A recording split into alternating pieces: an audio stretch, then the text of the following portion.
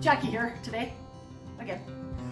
I am going to be doing a project today that I thought that you might enjoy. It is a project of the diminishing mountain mural that I've been doing kind of often lately. And I'm prepping this for Studio 5 because we've got to have it all done, except for just a little piece that we can do in just a couple of minutes on Studio 5. So I'm starting off with a 4x4 piece, hold on, it's sliding on me, 4x4 piece of finished plywood.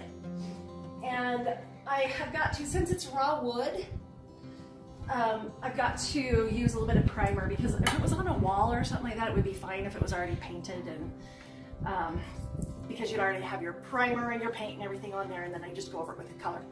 But since it's raw wood, we've got to start off with some sort of primer so that when I put the paint on, it doesn't just, you know, suck it all in. That's what that was. So anyway, I'm going to get started on that, and then I'll show you what the next technique is.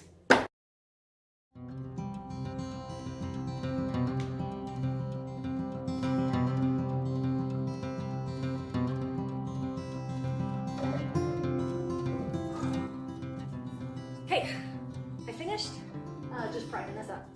I'll give this about 30 minutes to an hour to dry, and then I'll start on the mountain mural. And I will say this is the kind of mural you want to start off with because you're going to have a lot of confidence because this is really fun and really easy, and it turns out great. And here's the other clue. You could do it in any kind of colors that are descending colors. And another one that I did once was where I did it in gray tones, and then the bottom I did more blue because it needed to play off of the ceiling of a constellation that we were doing. So kind of a fun, different play, but they're really safe. Have fun doing it. All right, friends, I'm going to show you the template that I kind of did a draft of, and then I'm going to sketch this out on here really super lightly with a pencil. You probably won't even be able to see it, but then we're going to go ahead and start with our colors. This could actually be a really quick project, but I've had to run and leave and do some things in between. Of course, you don't know that, do you? I'll give you a few hints here. So this is just a sketch that I really rough sketch. Right here I've got 1, 2, 3, 4, 5, 6, 7. This could be 7 colors, but if you want to use just a wall board, you've already got a white or a off-white, you can do that as well, and then just start from there. And kind of with this one that I have this many colors, I've got a formula here where I went the base. This is going to be the darkest one right here. This is about 1/4 of your sheet, give or take. And then each one of these is about 1/8 of your wall. Okay, so that will help you to kind of understand the ratios when you are painting your wall, depending on how many colors you have. Obviously, if you have 4 colors, this one will be the biggest one. This will probably take up actually about 1/3. And then the other 3 will take up the other 2/3. So just know that this is going to be the one that's always going to be the biggest.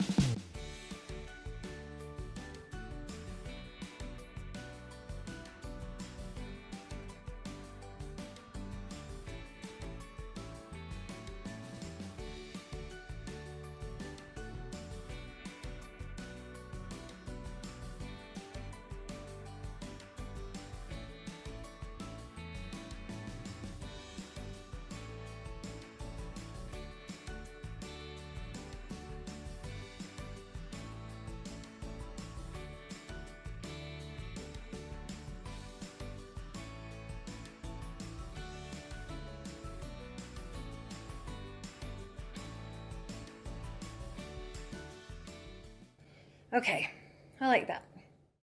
I am starting with the first color. It's very light. And what I'm going to do is I will just cut in the lines first so that I know exactly where I'm at. I'm going to actually start right here, make sure they're good and sharp. This is going to look really gray, but it actually has a little bit of a mauve color to it. And I'm just cutting in the lines right now. Make sure you smooth that wet side down. You're going to blend it down so that you don't get weird marks here where the paint starts to dry. Just smooth it out.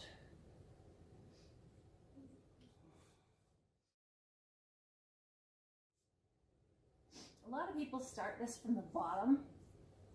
That is a pain in the bum. don't do it. This is the beauty of this. Basically, every time you do another mountain, you're covering up. I'm putting the wrong one. You just cover up the base of the last one. Go over it one more time.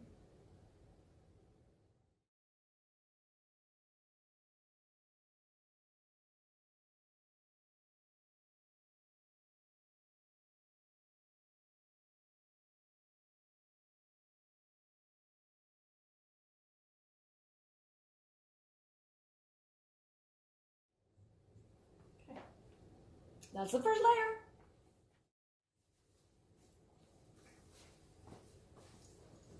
Okay, we're on color number 2.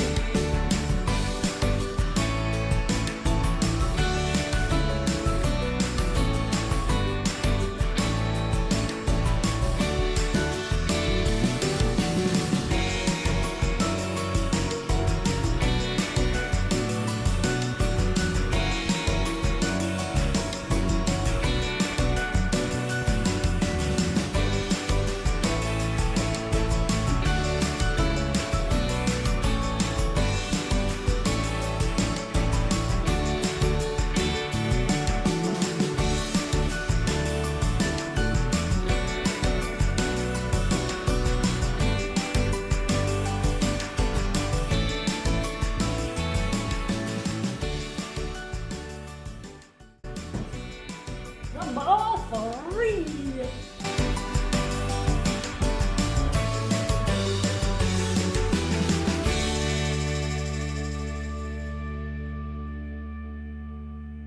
Okay, last 2. This should not take very long at all. So I'm finished up to the point where I'm gonna stop. No, I'm not. Means something else. Anyway, so I've got these coming all down. This one is just drying right here. And I left the bottom, I kind of dry brushed it out so that hopefully on Monday, all we have to do is quickly roll over that and do something, you know, roll over that and then do a couple other things and finish up. And you want to know something crazy?